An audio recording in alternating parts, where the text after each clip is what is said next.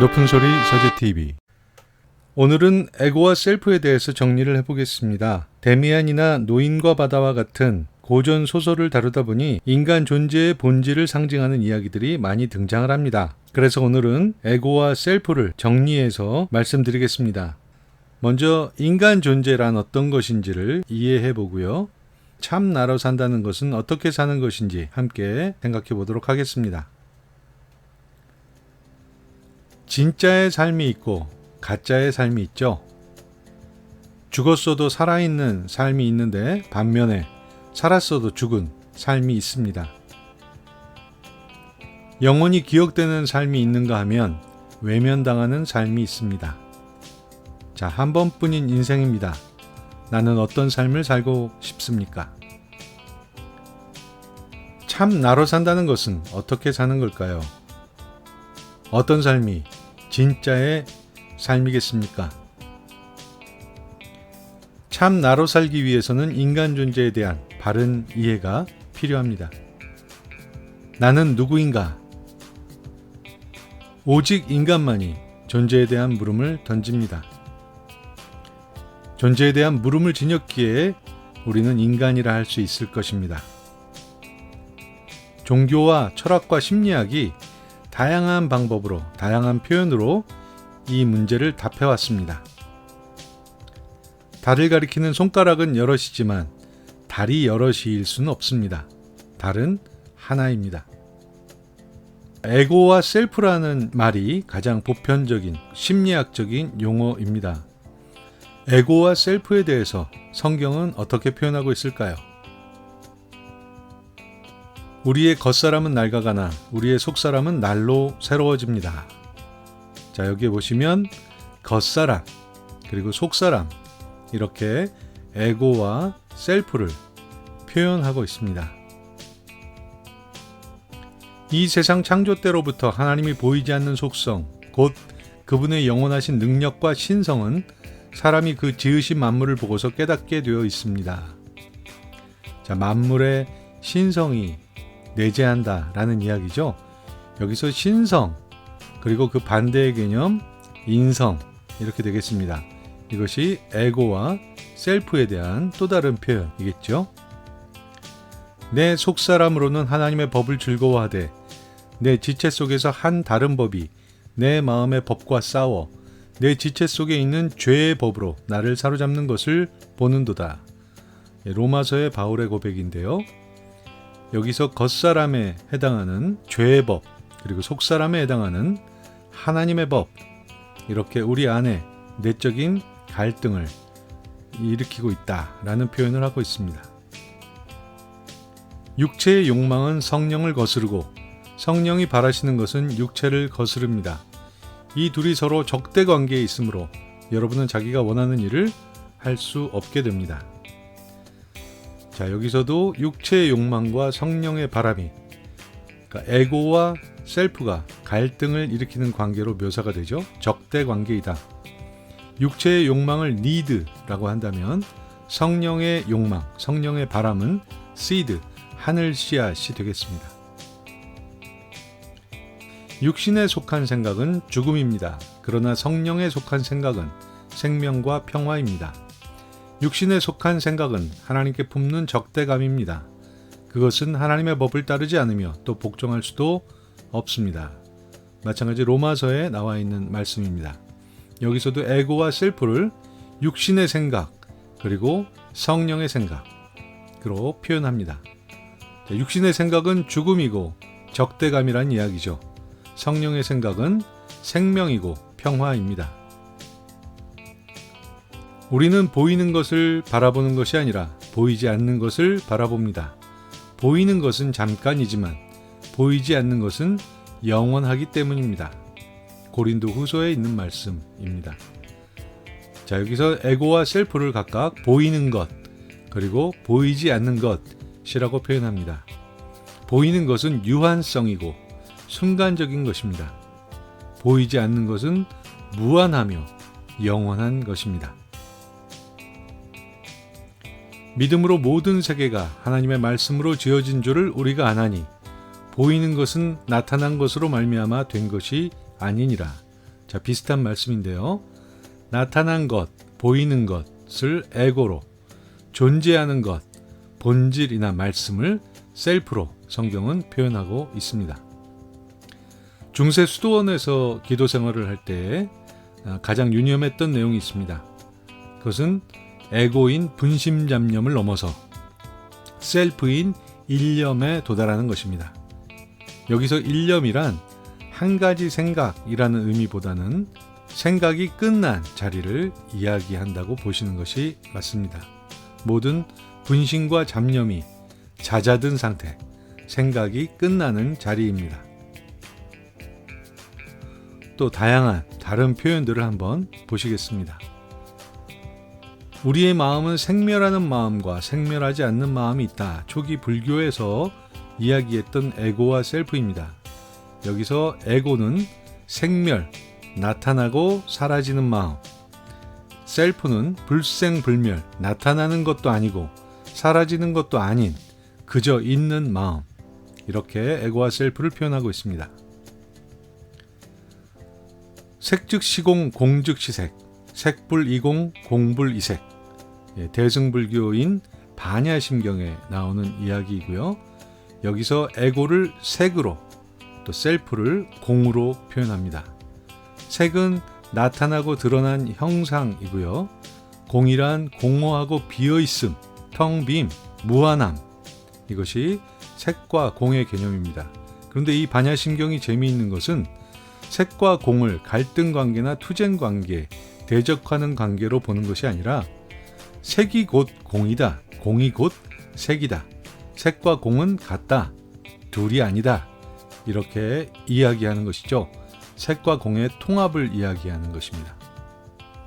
바람 때문에 고요한 바다에 파도가 일지만 파도와 바다는 둘이 아니다. 원효대사가 했던 그런 이야기입니다.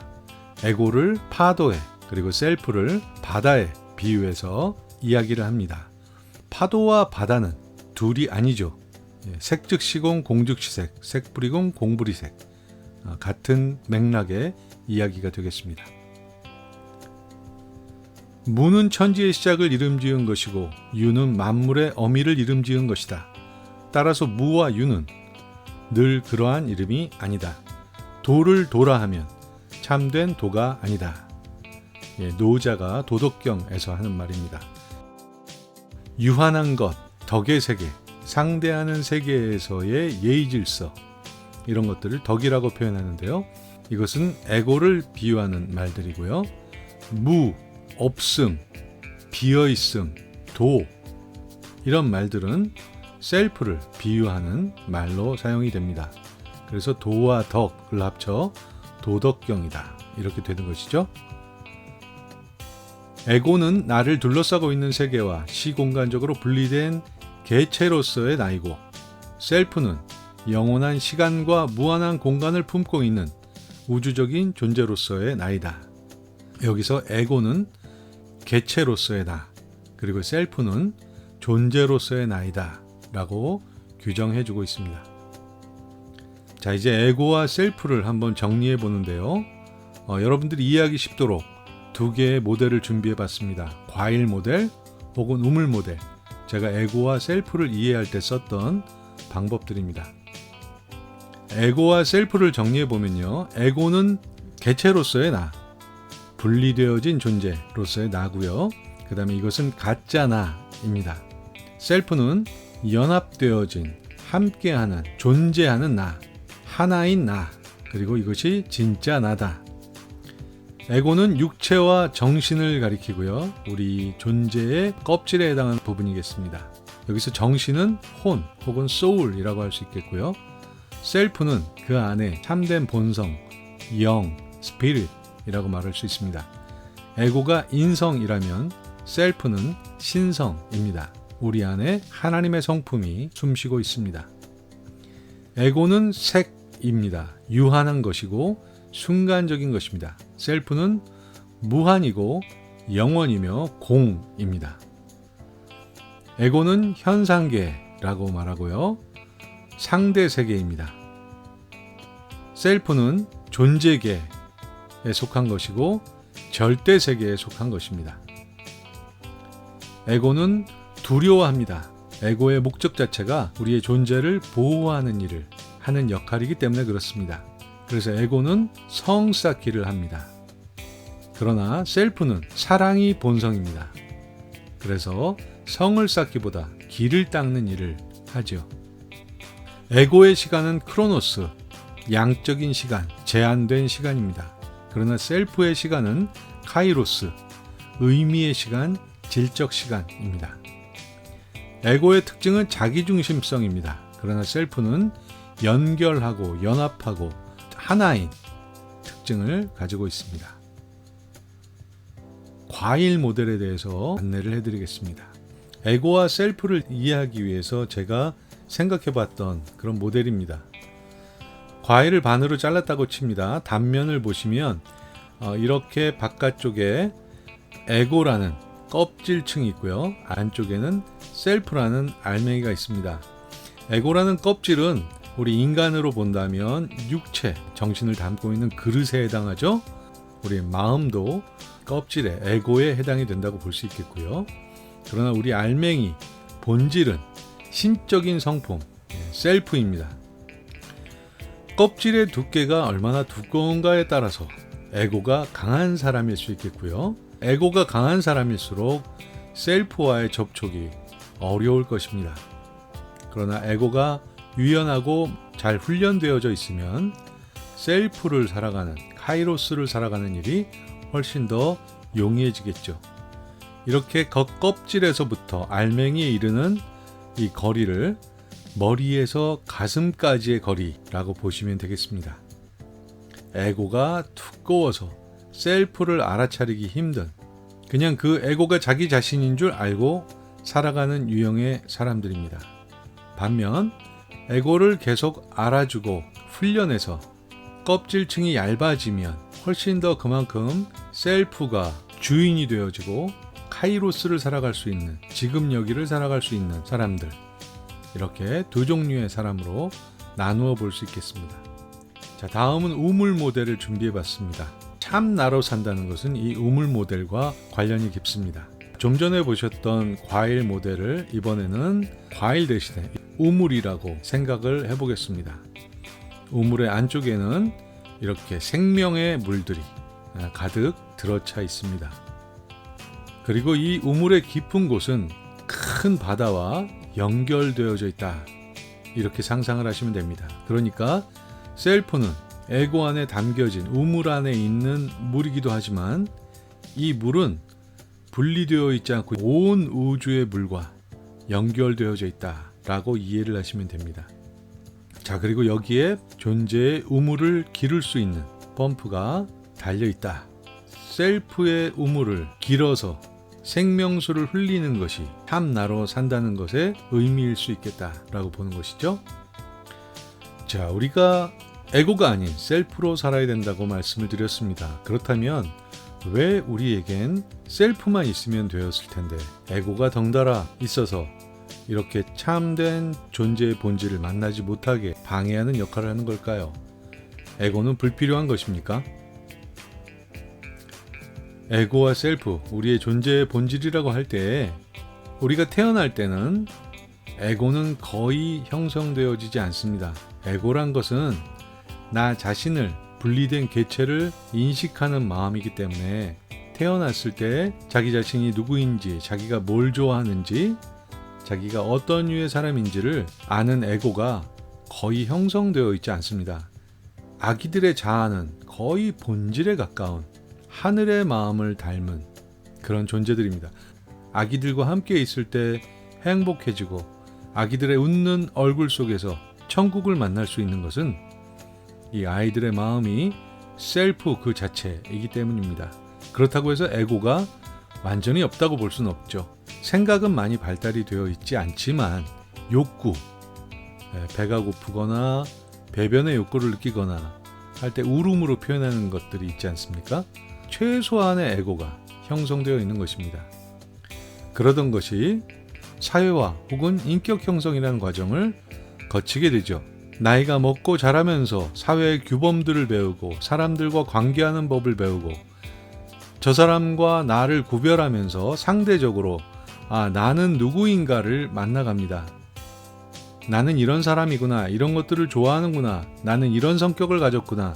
나는 이런 기질의 사람이구나 하면서 자기 스스로를 보호하는 에고의 껍질층이 점차 두꺼워집니다. 성화란, 그리고 의식의 변화란, 사회화 과정 때문에 두꺼워진 에고를 다시 껍질이 얇고 과육이 풍부한 상태로, 셀프가 충만한 상태로 돌이키는 것, 이것이 바로 성화이고 의식 변화입니다.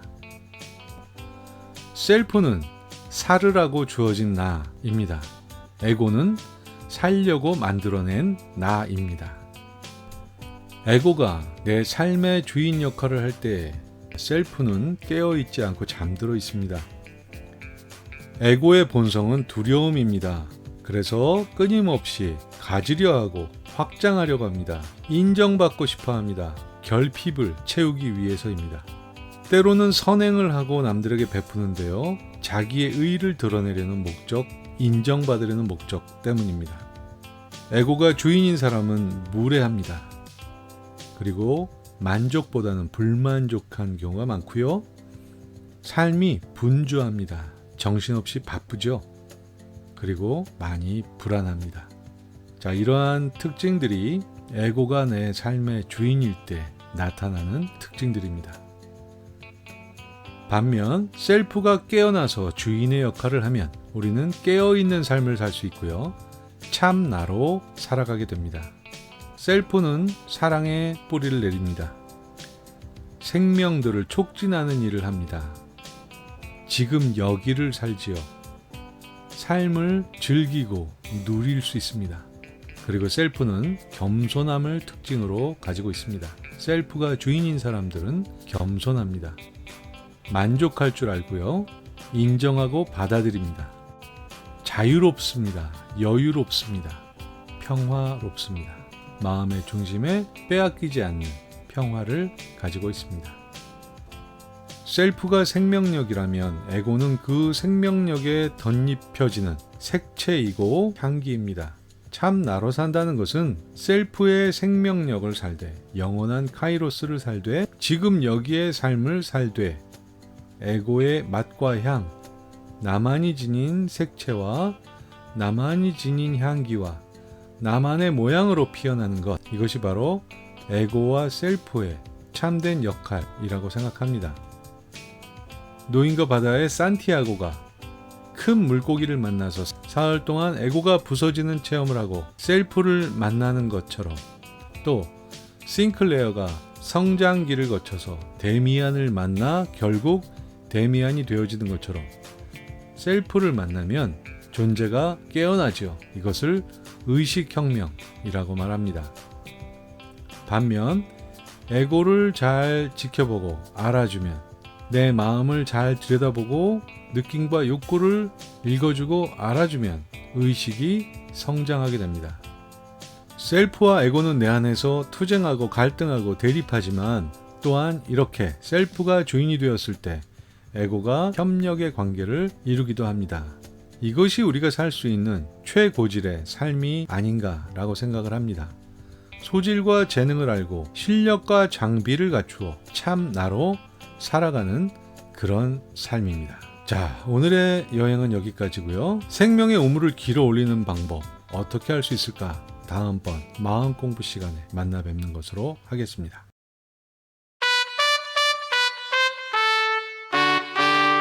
높은 소리 서재 TV